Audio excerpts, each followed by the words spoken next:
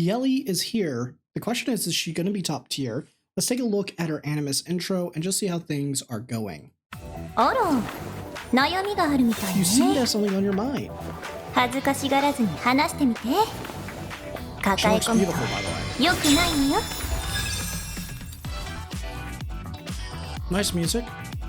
やっと会えたわね。 Okay, so first I just want to get this out of the way. I'm not going to be talking too much about her stats because one, the builds on here are whack. They're probably not really fully showcasing it.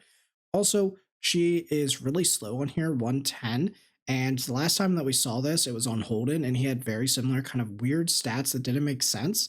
So I'm going to leave these stats on her for now and really focus on the kit because we'll get more information about her actual stats and everything once we see her tomorrow after the patch in the Animus archive. So right now we're not really going to focus on that, but 想像していたよりずっと also the gearing here is interesting. 何を想 So there we 像してい go. たか気になる？ Okay, skill preview. Skill 1. Yeli damages a single enemy with the chance to steal one buff from the target. Skill Okay. 2. Damages. So let's take a look back at that skill 1. Skill So skill 1, Arrow Spark. So she will attack and deals 240% damage. We'll have to see if that's still the case tomorrow.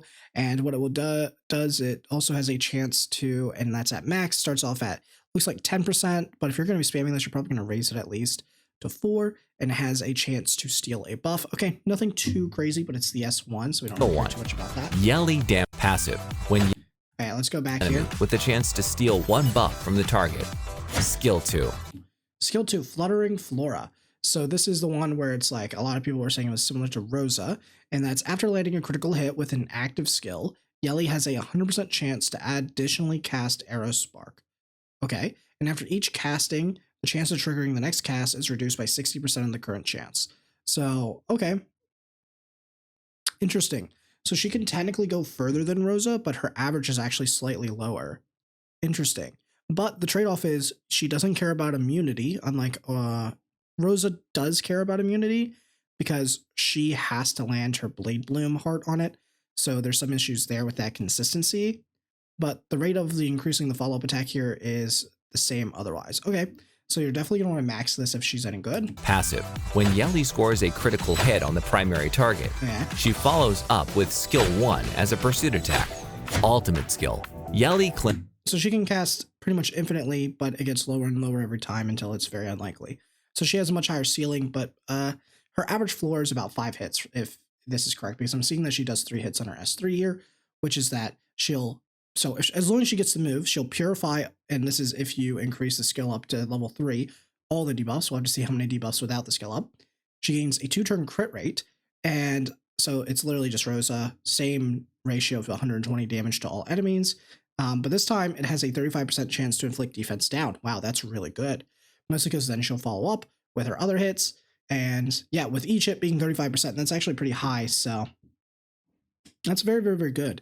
And then what happens is that she would S1 from her S2 passive.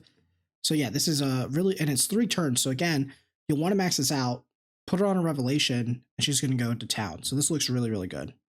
cleanses all debuffs from herself and grants crit up for 2 turns. Then, she attacks all enemies, inflicting damage 3 times. Each attack can apply defense down for 2 turns. Yeli's ultimate ability strategically weakens enemy defenses while boosting her critical potential. After attaining a critical hit, she can chain follow-up attacks that may strip beneficial effects from her targets. This combination of reliable area damage and powerful single-target potential makes her an outstanding damage dealer, suitable for virtually any combat scenario. Yeah, that's the strong part about her, right? Is that she's a light unit, so she's light Rosa, and that seems really, really good. Now, right away, the thing I'm thinking about is that you're going to build her very similarly to Rosa. You're going to use her with that, with her S3, with her Revelation and all that. So this looks really good. Overall, I think Yeli looks like she's an amazing unit. Her S3 looks really good, mostly with Revelation proccing on the S2. You can probably expect an average of about you know, you're guaranteed 4 hits, but it's going to be probably around 5, maybe 6. So it's about the same as Rosa, a little bit worse, but it has a much higher ceiling, and she's not really affected by any sort of like, you know, you can't bring green units to weaken her, stuff like that, because she doesn't care about that. So that's really powerful there as well. I know they're showing in Rengotsuku, and this is really good. So this and Sharon Rosa doesn't work in Sharon because 1, she's immune to debuffs anyway. 2, due to the fact that she's blue. So I think that Yeli will be very, very good in PvE just because of Sharon and the DPS check and Rango Inferno. So I expect her to be really, really good there because my Messiah does just enough there. But if he was a little bit stronger, more single target DPS focused, and if he could dispel the attack down, then it would be very good. So I think Yeli's going to be a PvE monster. PvP wise, Rosa is really, really good. So I could expect Yeli to be in the same category. So overall, what's my opinion on Yeli?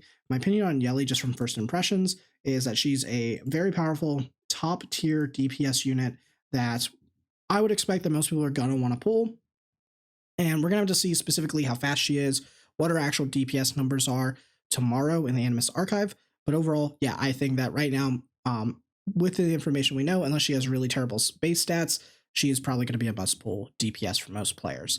So that's it. Thanks so much for watching. I'm super excited to see Yeli. So we'll pull her in, I think, a day and a half from now from when I'm posting this. So stay tuned, and I'll see you guys on that stream. Peace. Bye.